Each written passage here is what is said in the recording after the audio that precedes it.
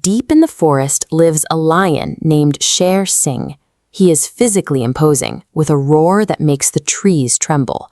While he isn't cruel, he carries the heavy pride that often comes with being the largest creature in the woods. Nearby live two very different animals, Chinku, a small and restless mouse, and Sasa, a rabbit who stays sharp by observing everything around him. Giggles and slides, Sasa watches from the side in a panic. He whispers a warning that if the lion wakes up, their fun ends immediately and permanently. It is a moment of total imbalance.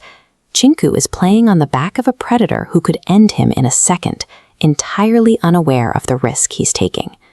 The lion wakes up. In one motion, he pins Chinku to the ground with a single, massive paw. So absurd to Sher Singh that he starts laughing. Even Sasa can't help but chuckle at the thought of a mouse aiding a lion.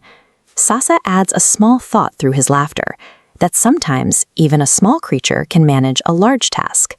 The lion's mood shifts from anger to amusement. He decides to let the mouse go, telling him to stay out of trouble from now on. Sher Singh releases Chinku because he believes the mouse is too small to ever matter. To him, the mouse's promise isn't a possibility. It's just a funny joke from a creature he considers useless. A few days later, the forest's routine is interrupted. Hunters arrive and set a heavy rope net along the main trail.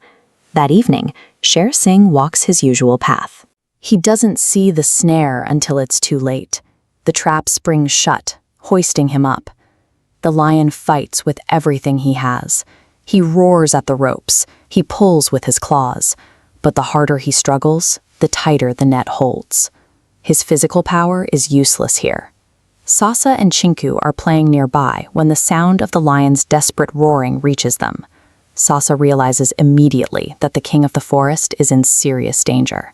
In an instant, the rules of the forest have changed. The lion's claws and muscles can't help him, leaving him just as vulnerable as the mouse was days before. The rabbit and mouse run to the noise and find the lion hanging in the net. Can't resist a bit of irony.